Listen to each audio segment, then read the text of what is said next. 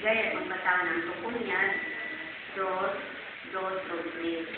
So, dito sa pagbasa kaya, nandun, kadili pa ang lagda ang patunghan kita ng isa, kadili pa malabay ang adlaw sa mga tahog, kadili pa madanat kaninyo ang nagatilaog ng katuko ni Jehova, kadili pa madanat kaninyo ang adlaw sa katuko ni Jehova. Si Jehova, kamong tanang maagog sa yuta, na nagabuhat siya mo di siya mahukom. Pangitaan ang pagkamatarong, pangitaan ang pagkamaagog, tingali kapo pagkataguan sa adlaw sa katuko ni Jehova.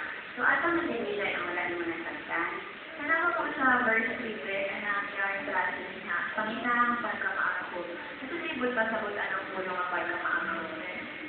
Ang pagkamaakot, guys, may kalumang sa buod.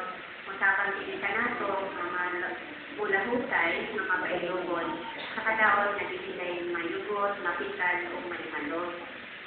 Ang pagkamaakot, guys,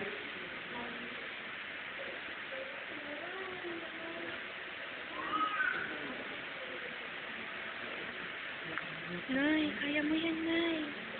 Nay.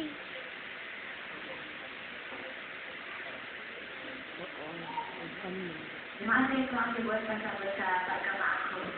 Niya, sa itong lagi mapulado na siya pang tao.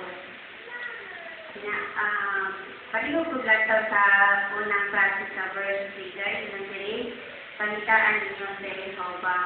So, pinaasin sa pagpangita nato kang Jehova nga Diyos, maugman nato sa Isaiah sa sunod kay Jehova nga Diyos, maoy sinusan sa pagkamaakog.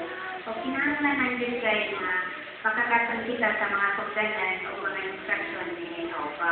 O tayo muna guys, at naman nato makaptagan ng mga instruction ni Jehova. Diyan natin sa Bible. Pagto ka guys, o pinaagin sa inyong pagbasa pagsugod sa Biblia, hindi mo makatunan ang mga sugdanan o instruction ni Jehova nga Diyos. Kung saan ang bagay makuman nato ang pagkamaakog. Kaya ako sila kung hinungdalan sa pagkuman sa mga ilan. Hinungdalan kayo nato nga makuman ang pagkamaakog guys. Tungod kayo kung nato ng tao ng last ng klase sa verse 3, inong diri, hingali ka mo pagkatatuan sa adlaw sa katuko ni Jehova. So kung kita maakog guys, masunod nato ang mga instruction ni Jehova. Kung magpapunta sa spiritual, tungod kay andang tanong sunod sa mga pagbansin ni Jehova ng Diyos. Kung labaw sa tanan, sumala sa Kristo, kita pagkataguan sa adlaw sa katuko ni Jehova. Siguro na ito na umaakwan na ako ang Diyos kaya nahiya. Sige na inasin na ako ang inyong isulat ang po ang ating Bible reading. Salamat kayo magbati ng hati. Para sa kaya.